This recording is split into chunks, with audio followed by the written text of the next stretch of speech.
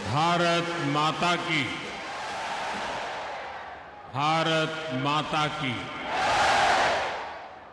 महाराष्ट्र के governor CP Radhakrishnan जी, यहां के लोकप्रिय मुख्यमंत्री श्रीमान एकनाथ शिंदे जी, डिप्टी सीएम देवेंद्र फडणवीस जी, अजित पवार जी, राज्य सरकार के अन्य मंत्रीगण, सांसद, विधायक, अन्य वरिष्ठ महानुभाव और महाराष्ट्र के मेरे प्यारे भाई और बहनों, महाराष्ट्राच्या देवी शक्तीचे 3.5 शक्तीपीठ तुळजापूरची आई भवानी, कोल्हापूरची महालक्ष्मी देवी, माहुरगडची जी आई रेणुका आणि बणीची सप्तशृंगी देवी यांना मी कोटी कोटी वंदन करतो।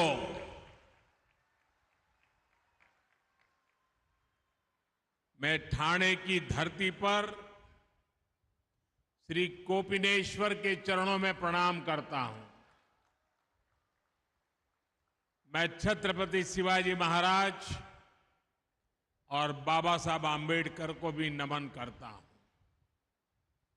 भाइयों बहनों, आज एक मोठी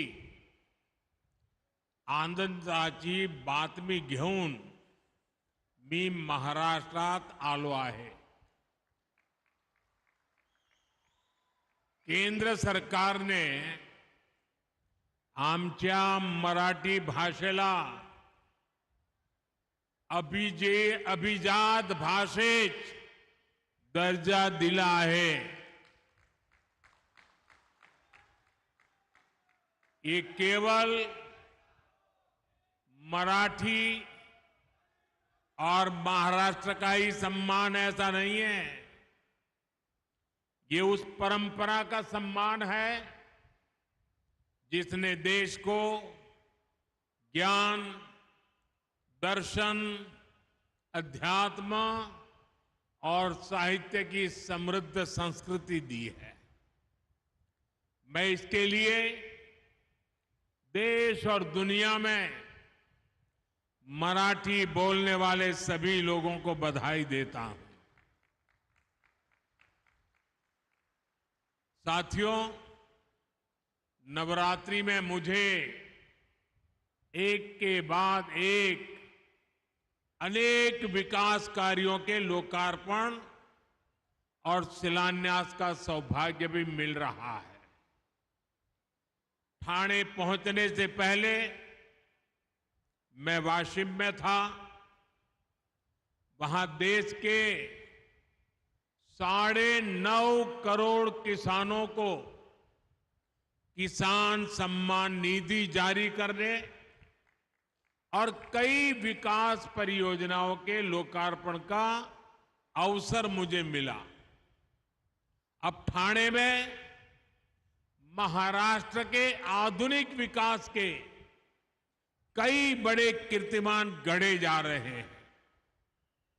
मुंबई एमएमआर और महाराष्ट्र के विकास की ये सुपर फास्ट स्पीड आज का दिन महाराष्ट्र के उज्जवल भविष्य की झलक दे रहा है। आज महायुति सरकार ने मुंबई एमएमआर में 30,000 करोड़ रुपए से ज्यादा के प्रोजेक्ट शुरू किए हैं। आज 12,000 करोड़ रुपए से ज्यादा की ठाणे इंटीग्रल रिंग मेट्रो का भी शिलान्यास हुआ है। Navi Mumbai airport influence area यानी नैना प्रोजेक्ट, छेड़ा नगर से आनंद नगर तक elevated eastern freeway, Thane municipal corporation का नया मुख्यालय, ऐसे कई बड़े विकास कार्यों का भी आज शिलान्यास हुआ है। ये विकास कार्य मुंबई और ठाणे को आधुनिक पहचान देंगे। साथियों, आज ही आरए से बीकेसी मुंबई की एक्वा लाइन मेट्रो का शुभारंभ भी हो रहा है। इस लाइन का मुंबई के लोग काफी समय से इंतजार कर रहे थे। मैं आज जापान सरकार का भी आभार व्यक्त करना चाहता हूं। जापान ने जापानीज इंटरनेशनल कोऑपरेशन एजेंसी के जरिए इस प्रोजेक्ट में बहुत सहयोग दिया है। इसलिए ये मेट्रो एक तरह से भारत जापान मित्रता की भी प्रतीक है। भाइयों बहनों, ठाणे से बाला साहब ठाकरे को विशेष लगाव था। ये स्वर्गीय आनंद दिघे जी का भी शहर है। इस शहर ने देश को आनंदीबाई जोशी जैसी देश की पहली महिला डॉक्टर दी थी। आज हम इन विकास कार्यों के जरिए इन महान विभूतियों के संकल्प को भी पूरा कर रहे हैं। मैं इन सभी विकास कार्यों के लिए ठाणे मुंबई के सभी लोगों को, महाराष्ट्र के सभी लोगों को बधाई देता हूं। साथियों, आज हर देशवासी का एक ही लक्ष्य है, विकसित भारत। इसलिए हमारी सरकार का हर निर्णय, हर संकल्प, हर सपना विकसित भारत के लिए समर्पित है। इस लक्ष्य की प्राप्ति के लिए हमें मुंबई, ठाणे जैसे शहरों को फ्यूचर रेडी बनाना है। लेकिन इसके लिए हमें डबल मेहनत करनी पड़ रही है, क्योंकि हमें विकास भी करना है और कांग्रेस सरकारों के गड्ढों को भी भरना है। आप याद करिए, कांग्रेस और उसके सहयोगी मुंबई, ठाणे जैसे शहरों को किस तरफ लेकर जा रहे थे। शहर की आबादी बढ़ रही थी, ट्रैफिक बढ़ रहा था, लेकिन समाधान कोई नहीं था। मुंबई शहर देश की आर्थिक राजधानी, उसके थमने, ठप होने की आशंकाएं जताई जाने लगी थी। हमारी सरकार ने इस स्थिति को बदलने का प्रयास किया है। आज मुंबई महानगर में लगभग 300 किलोमीटर का मेट्रो नेटवर्क तैयार हो रहा है। आज मरीन ड्राइव से बांद्रा तक का सफर कोस्टल रोड से 12 मिनट में पूरा हो रहा है। अटल सेतु ने दक्षिण मुंबई और नवी मुंबई के बीच उस दूरी को भी कम कर दिया है। ऑरेंज गेट से मरीन ड्राइव भूमिगत टनल प्रोजेक्ट में तेजी आई है। ऐसे कितने ही प्रोजेक्ट हैं जो मैं गिनता जाऊं तो लंबा समय निकल जाएगा।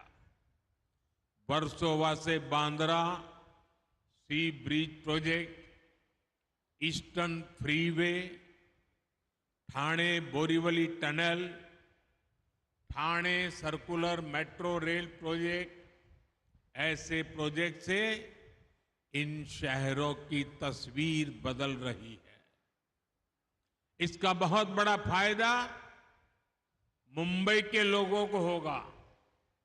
इनसे मुंबई और आसपास के शहरों में मुश्किलें कम होगी।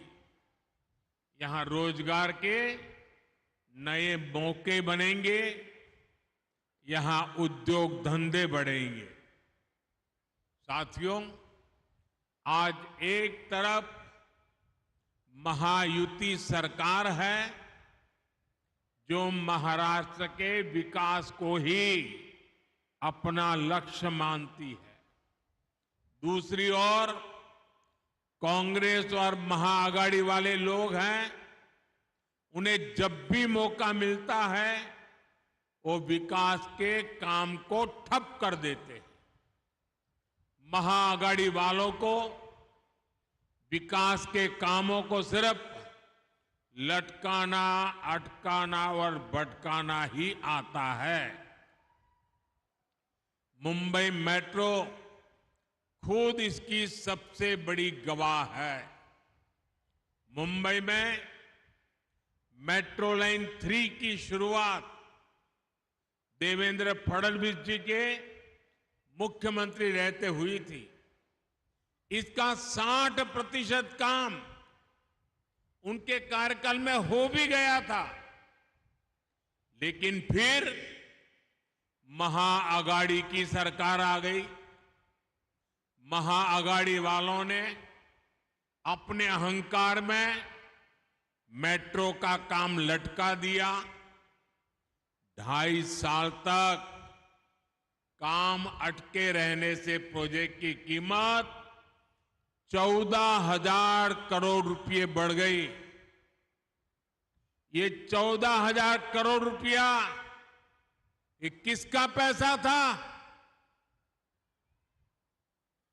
क्या ये पैसा महाराष्ट्र का नहीं था? क्या ये पैसा महाराष्ट्र के नागरिकों का नहीं था?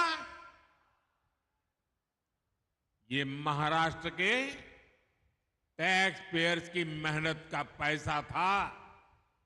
भाइयों बहनों, एक और काम पूरा करने वाली महायुति सरकार, दूसरी ओर विकास को रोकने वाले महाआघाड़ी के लोग। महाआघाड़ी ने अपने ट्रैक रिकॉर्ड से साबित किया है कि वो महाविकास विरोधी लोग हैं। इन्होंने अटल सेतु का विरोध किया था। इन्होंने मुंबई अहमदाबाद बुलेट ट्रेन को ठप करने की पूरी साजिश की। जब तक ये सत्ता में रहे, इन्होंने बुलेट ट्रेन के काम को आगे नहीं बढ़ने दिया। इन्होंने तो महाराष्ट्र के सूखाग्रस्त इलाकों में पानी से जुड़े प्रोजेक्ट तक को नहीं बख्शा। जो काम महाराष्ट्र के लोगों की प्यास बुझाने के लिए शुरू हुए थे, महाआघाड़ी सरकार ने उन्हें भी रोक कर रखा था। ये आपका हर काम रोक देते थे। अब आपको इन्हें रोक देना है। महाराष्ट्र में विकास के इन दुश्मनों को सत्ता के बाहर ही रोक देना है, सैकड़ों मील दूर रखना है। साथियों, कांग्रेस भारत की सबसे बेईमान और भ्रष्ट पार्टी है।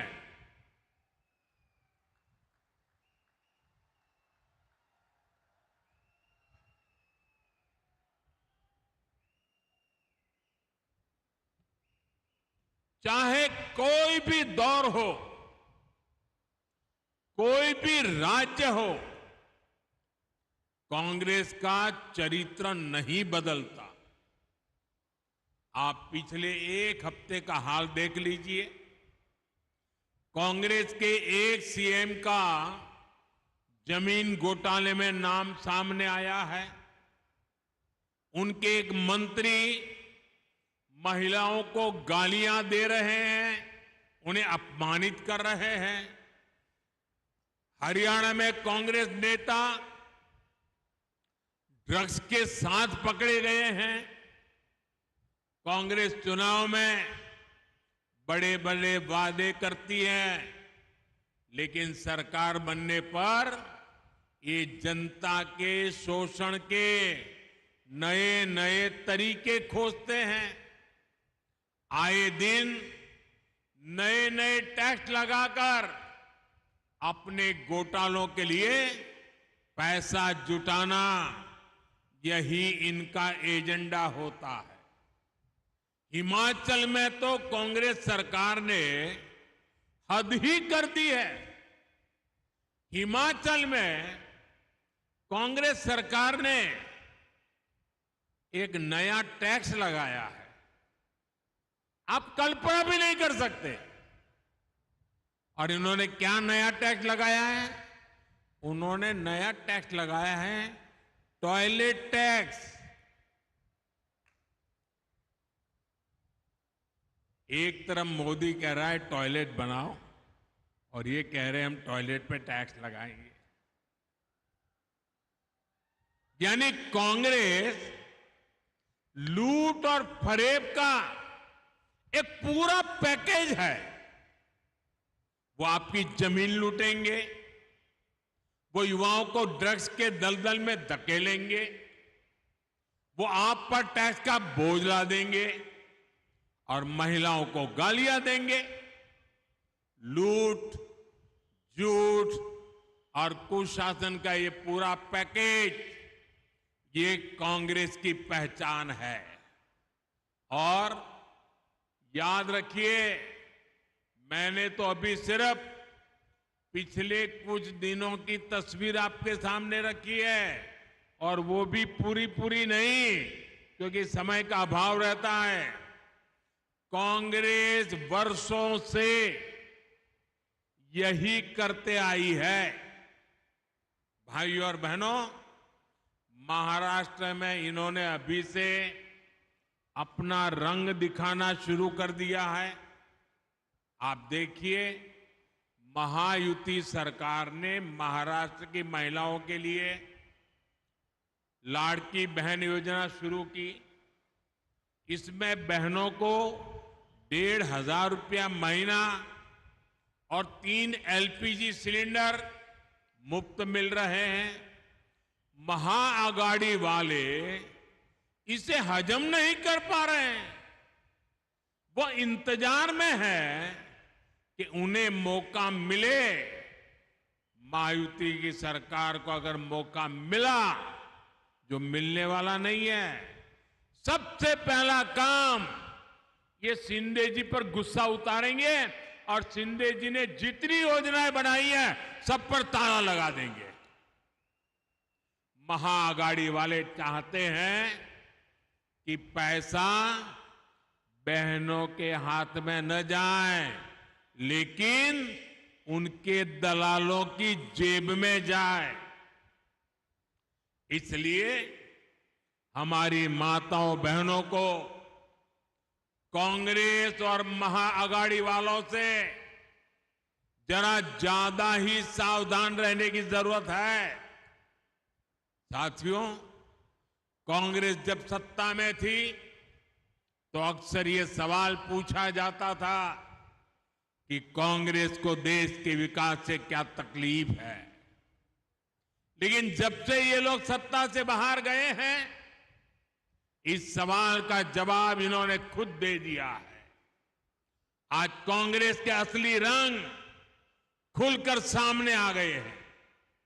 कांग्रेस को अब अर्बन नक्सल का गैंग चला रहा है। पूरी दुनिया में जो लोग भारत को आगे बढ़ने से रोकना चाहते हैं। कांग्रेस अब खुलकर उनके साथ खड़ी है। इसलिए अपनी घोर असफलताओं के बावजूद कांग्रेस सरकार बनाने का सपना देख रही है। कांग्रेस जानती है कि उसका वोट बैंक तो एक रहेगा, लेकिन बाकी लोग आसानी से बढ़ जाएंगे, टुकड़े हो जाएंगे।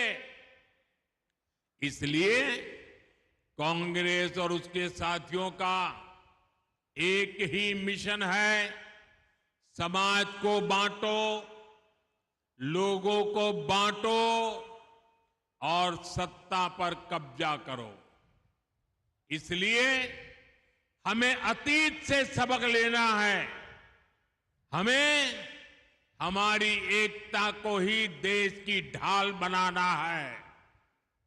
हमें याद रखना है, अगर हम बटेंगे तो बांटने वाले महफिल सजाएंगे। हमें कांग्रेस और महाअघाड़ी वालों के मंसूबों को कामयाब नहीं होने देना है। साथियों, जहां जहां कांग्रेस के कदम पड़ते जाते हैं, वहां बंटाधार ही होता है। इन्होंने देश को गरीबी के गर्त में धकेला। इन्होंने महाराष्ट्र को तबाह किया, महाराष्ट्र के किसानों को तबाह किया। इन्होंने जिस किसी राज्य में सरकार बनाई उसे भी तबाह किया। यही नहीं, इनकी संगत में आकर दूसरी पार्टियां भी बर्बाद हो जाती है। जो लोग पहले राष्ट्रवाद की बात करते थे, वो अब तुष्टीकरण की राजनीति करने लग गए हैं। आपको भी पता है, हमारी सरकार वक्फ बोर्ड के अवैध कब्जों पर बिल लेकर आई है, लेकिन तुष्टीकरण की राजनीति में कांग्रेस के नए नए चेले वक्फ बोर्ड क्या हमारे बिल का विरोध करने का पाप कर रहे हैं। ये कहते हैं वक्फ के अवैध कब्जों को हटने नहीं देंगे। यहां तक कि कांग्रेस के लोग वीर सावरकर जी के लिए अपशब्द बोलते हैं, उनका अपमान करते हैं। कांग्रेस के चेले तब भी उनके पीछे खड़े रहते हैं। आज कांग्रेस ऐलान कर रही है कि जम्मू कश्मीर में आर्टिकल 370 फिर वापस लागू करेंगे, और कांग्रेस के चेलों की बोलती बंद है। नया वोट बैंक बनाने के लिए विचारधारा का ऐसा पतन, कांग्रेस की ऐसी जी हुजूरी, कांग्रेस का भूत जिसके भी भीतर घुस जाए उसका यही हाल होता है। साथियों, आज देश को, महाराष्ट्र को एक ईमानदार और स्थिर नीतियों वाली सरकार की जरूरत है। ये काम केवल बीजेपी और महायुति सरकार ही कर सकती है, आगे बढ़ा सकती है। ये बीजेपी है जिसने देश में आधुनिक इंफ्रास्ट्रक्चर भी खड़ा किया और सामाजिक इंफ्रास्ट्रक्चर को भी मजबूत बनाया है। हमने हाईवेज, एक्सप्रेसवेज, रोडवेज और एयरपोर्ट्स के विकास का भी रिकॉर्ड बनाया है, और 25 करोड़ गरीबों को गरीबों से बाहर भी निकाला है।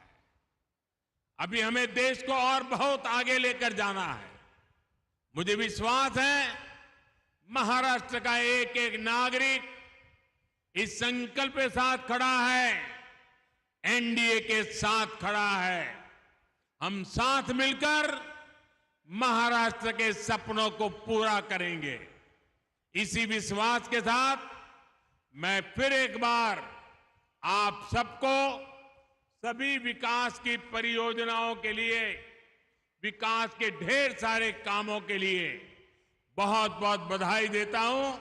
मेरे साथ बोलिए भारत माता की, भारत माता की, भारत माता की। बहुत बहुत धन्यवाद।